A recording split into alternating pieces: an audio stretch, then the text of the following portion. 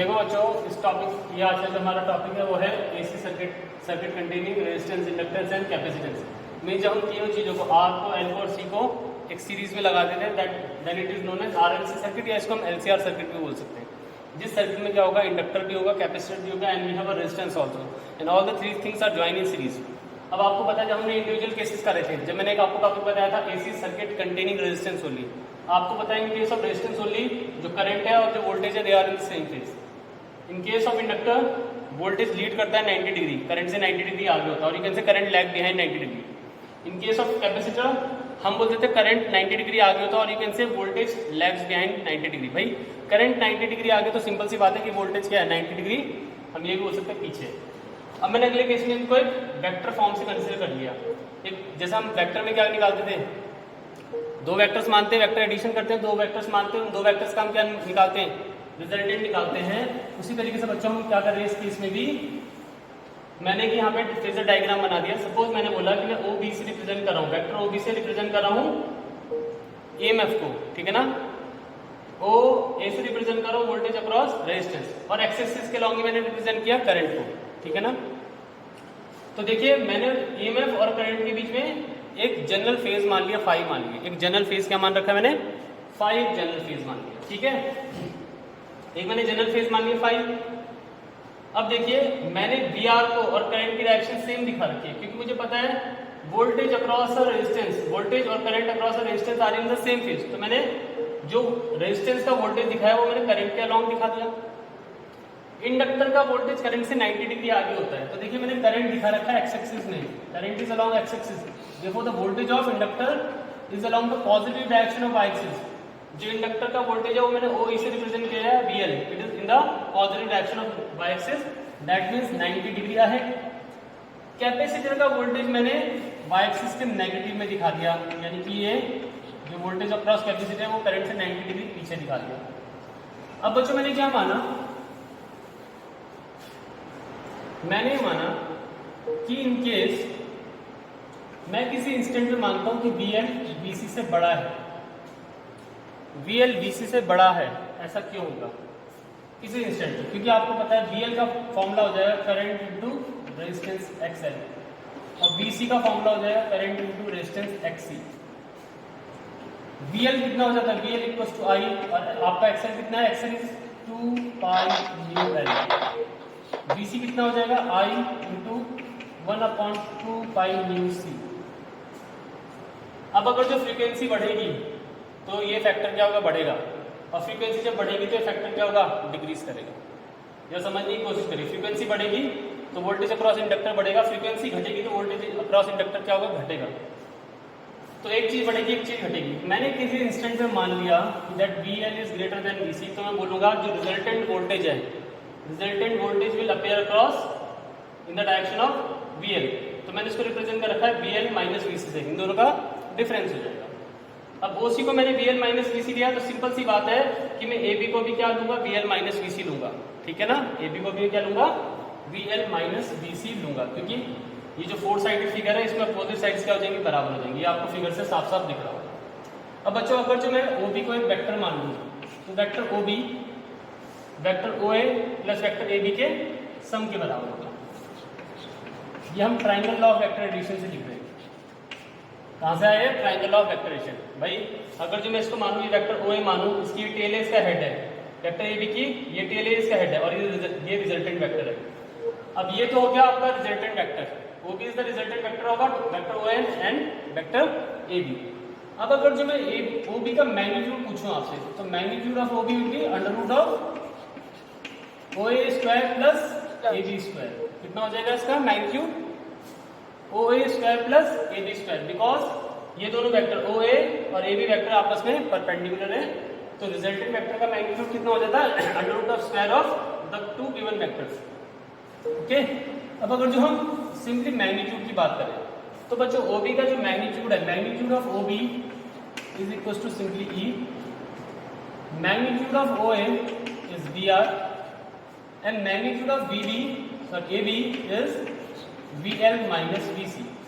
और मैंने अभी आपको बताया कि OB कितना है, OB is under root of what, OA square plus AB square. Okay, A B का मैग्नीट्यूड कितना, under root of O A square plus A B square. अब देखिए ओ बी को मैंने मार्क कर रखा ई, तो ये हो जाएगा simply E equals to under root O A को मैंने मार्क कर रखा बी आर, ये हो जाएगा बी आर का स्क्वायर। ए बी को मैंने मार्क कर रखा B L minus B C, तो ये हो जाएगा बी एल माइनस बी सी का होल स्क्वायर। इसको इक्वेशन नंबर डालता हूँ 1। अब बच्चों मैं इसको ऐसे लिख सकता हूँ that B equals to simply E equals to under root of what B R square plus B L minus B C का होल स्क्वायर। ओके बच्चों, अब आता है क्वेश्चन कि what is the value of B R. B R is it is the voltage across resistance, V R is the voltage across resistance. तो voltage across resistance कितना हो जाता है, it is simply current into resistance. Voltage का formula कितना था, potential difference का current into resistance. Similarly V L कितना हो जाएगा, it is the voltage across inductor. So if I is the current across inductor और इंडक्टर का रेजिस्टेंस कितना होता है, एक्सएल होता है, तो V L equals to I into X L. Similarly V C कितना हो जाएगा बच्चों, कैपेसिटर के क्रॉस भी क्या हो जाता है, करंट क्या है, आई है, and the resistance of capacitor is XC, तो what is VC, it is I into XC. अब बच्चों हम क्या करेंगे, ये तीनों वैल्यू यहाँ पे सब्स्टिट्यूट करके इसको इक्वेशन नंबर 1 डाल सकते हैं। तो we have E equals to under root of, बच्चों in place of VR I can write I R का होल स्क्वायर। बच्चों थोड़ा नेटवर्क इशू है, सो प्लीज डोंट वरी, मैं वीडियो रिकॉर्ड कर रहा हूँ। VL कितना हो जाएगा, I इंटू एक्सएल, BC कितना हो जाएगा, I इंटू XC का होल स्क्वायर। ठीक है बच्चों, is that clear. Now E equals to under root of it will be I square into R square. ये जो टर्म हो जाएगी बच्चों, अगर जो मैं इस टर्म में क्या करूंगा, आई कॉमन लूंगा, इन केस में इन दोनों टर्म में आई कॉमन ले रहा हूं, तो बच्चों आई का स्क्वायर आएगा common, it will be X L minus XC का होल स्क्वायर। अब फर्दर इन दोनों टर्म में फर्दर मैंने क्या कर दिया, आई स्क्वायर को कॉमन ले लिया, तो ये अंदर आ जाएगा R square plus XL minus XC का होल स्क्वायर। ये स्क्वायर करते हैं बच्चों रूट में। अब देखिए टर्म बनी है अंडर रूट आई का square into R square plus XL minus XC का होल स्क्वायर। अब बच्चों जरा समझने की कोशिश करिए, बड़ी इंपॉर्टेंट टर्म बनने वाली है। ठीक है बच्चों, अंडर रूट ये आई स्क्वायर है, तो आई को मैं क्या कर सकता हूँ, रूट के बाहर लिख सकता हूँ। अंडर रूट में आई का स्क्वायर है, तो आई को मैंने क्या कर दिया, रूट के बाहर लिख दिया। अब रूट में क्या बचा, R square XL minus XC का होल स्क्वायर बचा। अब आई को मैं ई के डिनोमिनेटर में लगा देता हूँ, तो टर्म बनेगी I upon E under root of R square XL minus XC का होल स्क्वायर। बच्चों please tell me what you mean by voltage upon current या ईएमएफ अपॉन करंट क्या होता है। देखो जो अंडर रूट में जो टर्म बन रही है, देखो ये रेजिस्टेंस है जो नॉर्मल और प्योर रेजिस्टेंस का रेजिस्टेंस है। एक्सएल और एक्सी क्या होता है, these are the resistance of inductor and capacitor. तो ये पूरी टर्म, और आपने कल को देख लिया था कि the unit of XL and XC is also ohms, तो ये पूरी टर्म क्या रिप्रेजेंट कर रही है, रेजिस्टेंस। तो हम ये बोल देंगे कि ये जो टर्म है, this term is representing the total resistance of RLC circuit, और this term is representing the total resistance of LCR circuit. तो E अपॉन आई को, यानी कि वोल्टेज अपॉन करंट को, E बाय आई को मैं एक नई टर्म डिफाइन करूंगा जिसको मैं बोलूंगा Z, और ये हो जाएगा impedance. So what do you mean bye impedance, impedance is the total resistance of the LCR circuit. तो ये आपका E अपॉन आई को मैं Z लिख सकता हूं, तो Z will be equal to under root of R square and XL minus XC का होल स्क्वायर। तो what is that, it is the total, or you can say it is the effective resistance of LCR circuit, or you can say RLC circuit, कुछ भी बोलो, RLC बोलो, LCR बोलो, it is one and the same thing. Okay, clear है बच्चों बात, is that clear बच्चों। अब देखो यहाँ से बड़ी इंटरेस्टिंग चीज आ रही है, Z कितना है, under root of R square XL minus XC का होल स्क्वायर। अब अगर जो आपसे कोई पूछे that how you can determine the phase, phase कैसे निकाल सकते हो आप, तो फेज निकालने का तरीका होगा in triangle O A B If somebody asks you what is tan phi, इस ट्रायंगल में tan phi कितना होगा, तो tan phi का कितना फॉर्मूला हो जाएगा, tan will be phi के सामने वाली side perpendicular upon base, that means AB upon OA. So tan phi will be, what is the value of AB? It's VL minus VC और OA की value है VR.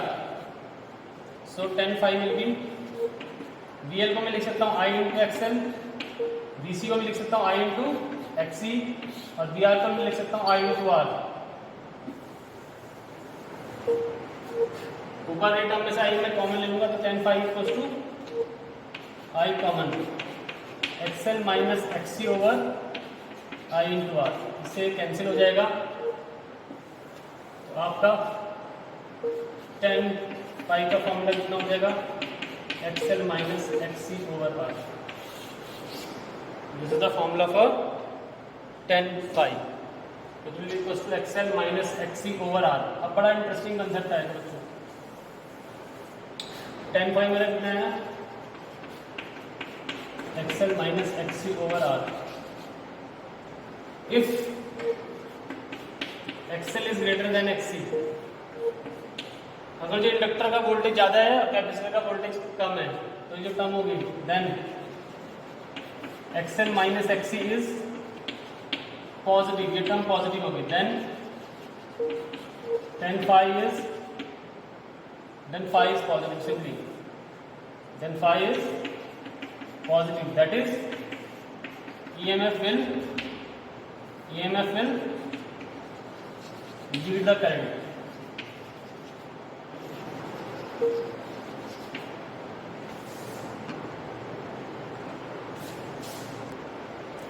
Okay बच्चों, तो जब Excel क्या होगा, बड़ा होगा, एक्सी छोटा होगा, सिंपल सी बात है, फाई पॉजिटिव आएगा, इसमें कि वोल्टेज ईएमएफ क्या करेगा, लीड करेगा. If XL equals to XC, simple सी बात है, tan फाई कितना आ जाएगा, यहाँ पे 0 डिग्री आ जाएगा, 0 आ जाएगा, और tan में 0 की वैल्यू किसमें होती है, tan 0 डिग्री की होती है, यानी कि फाई कितना हो जाएगा, 0 डिग्री हो जाएगा. अगर जो एक्सेल और एक्सी बराबर है उस केस में there will be no phase between the current and the voltage. Okay, and last thing is बच्चों, if XL is less than XC, अगर जो एक्सेल बड़ा और एक्सी छोटा है, then tan phi is, obvious सी बात है, नेगेटिव निकलेगा, यानी कि फाई हमारा नेगेटिव निकलेगा. That means EMF will lag behind current. उस केस में करंट से क्या हो जाएगा, ईएमएफ पीछे हो जाएगा. तो जब एक्सेल क्या होगा, बड़ा होगा तो ईएमएफ आगे निकलेगा, जब बराबर होगा तो ईएमएफ करंट साथ में होंगे, और जब एक्सेल छोटा होगा और एक्सी बड़ा होगा तो ईएमएफ क्या हो जाएगा, करंट से पीछे हो जाएगा. So this is all for today student. I hope आपको समझ में आया होगा. If you have any doubt, any queries, you can ask me later on.